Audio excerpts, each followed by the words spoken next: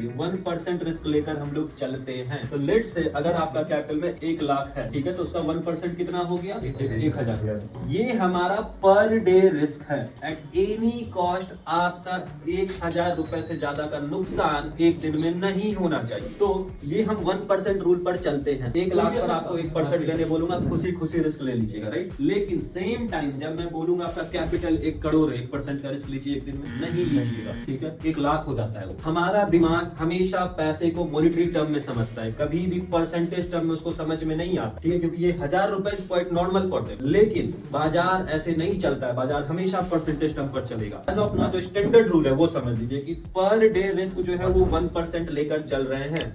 1 लाख पे हम बात कर रहे हैं 1%, तो क्या हुआ मेरा 1000 रुपए का रिस्क पर डे, राइट। अब बोलिएगा ये पर डे रिस्क का क्या करना है? तो पर डे रिस्क को भी हम डिवाइड करेंगे एटलीस्ट मिनिमम 2 पार्ट्स में, दैट मीन्स 2 ट्रेड्स में, ठीक है। तो ये जो मेरा पर डे का रिस्क 1000 रुपए था, ये पर ट्रेड रिस्क क्या हो जाएगा? 500 रुपए का। मतलब मेरे को एक ट्रेड में जो नुकसान हुआ मैक्सिमम 500 रुपए का होना चाहिए, उससे ज्यादा का नहीं होना चाहिए एट एनी कॉस्ट, ठीक है।